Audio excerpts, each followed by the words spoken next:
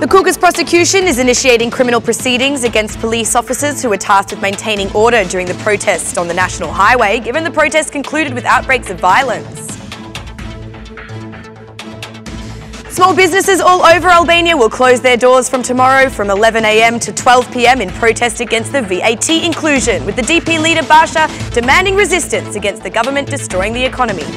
The Dean of the University of Tirana has declared that he expects to receive a positive re-evaluation from the British Accreditation Agency when it completes its review on April 15th.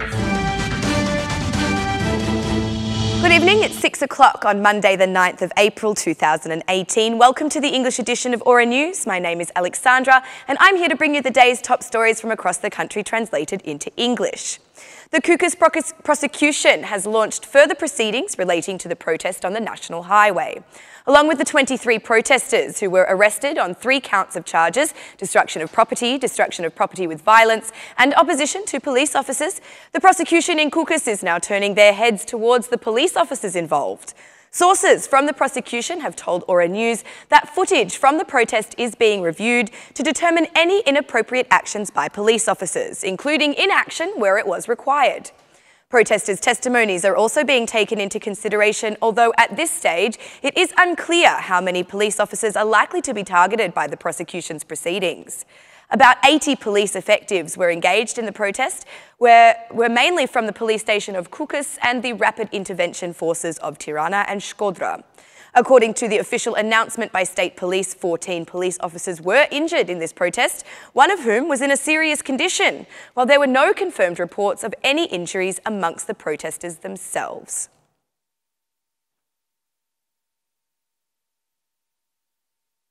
Tomorrow from 11 to 12 o'clock, small and medium businesses will close their doors in protest against their inclusion in the VAT scheme.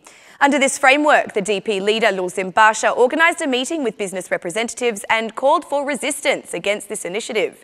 Resist against the destruction of the economy, declared Lulzim Basha. Business representatives promised to protest until the government makes a decision to cancel the VAT. They invited the entire business industry to join the cause. We will react strongly. We will close our doors tomorrow between 11 and 12, said the chairman of the Small and Medium Business Association, Albert Nasto. According to the Democratic leader, the reduction of the VAT threshold is directly linked to the granting of another winning tender by the socialist government. Rama intends to tender the VAT collection process, said Lulzim Basha. But if they come to power, Basha promises to increase the VAT inclusion threshold up to 12 million lek per year. We will raise the threshold up to 12 million lek, said Lulzim Basha. Since the 1st of April, 11,000 businesses that exceed the revenue of 2 million lek per year will now be required to pay VAT on their income.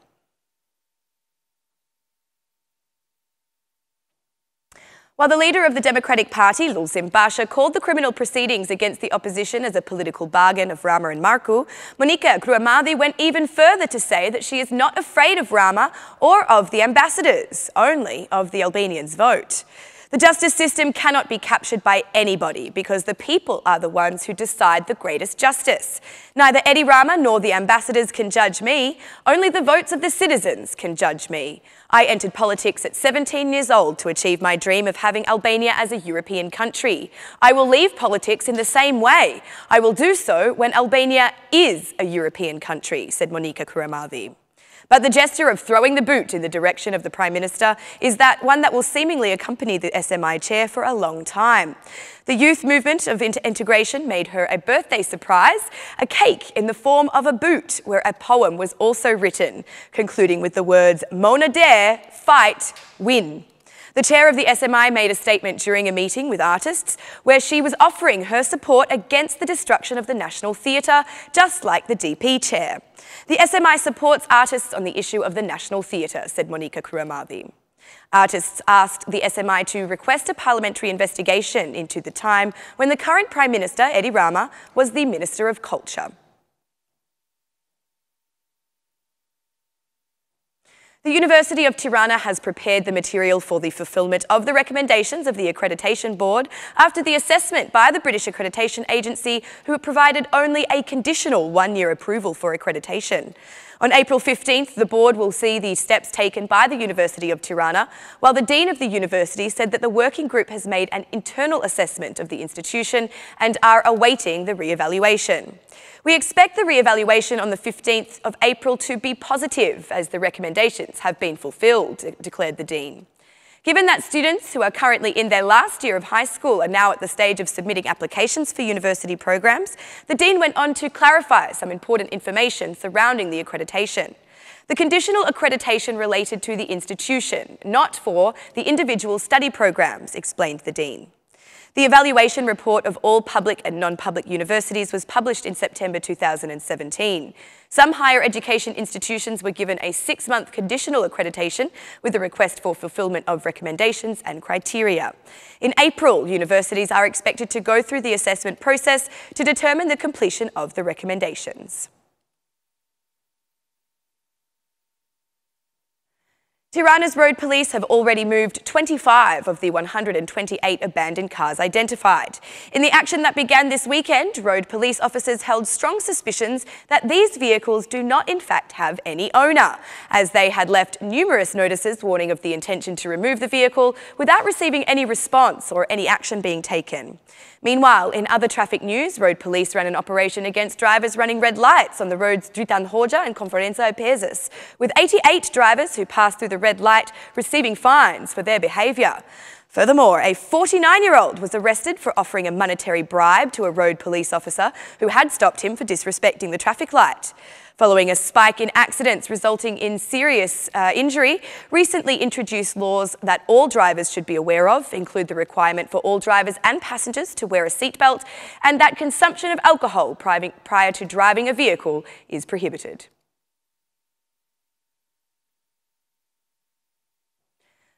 The new property tax, which came into force on the 1st of April, has already begun to have the first effects on the real estate market, especially in the rental sector. Representatives of real estate agencies claim that all new announcements for rental apartments have also reflected the property tax on the price, which the owners are leaving the tenants to pay. This tax has been a sensitive issue for owners who, at the moment, they come to list their property. The first thing they say is the rent price will be higher because I have to pay the property tax and other obligations, said the manager of one real estate agency, Blerina Sefa. After rising rental prices, property agency representatives say the property tax will also have an impact on the real estate market prices. Regarding the sale and purchase of apartments, the demands have been rising in these months. These are the months that the number of purchase requests have increased, said Blerina Sefa. According to the decision of the Ministry of Finance, the property tax will be applied to each building regardless of the function it has. For family members, the amount will be at 0.05% of the value of the apartment, while for businesses it is as much as 0.2% of the value of the property. Pottery, one of the earliest human masteries, still has well-preserved roots in the country.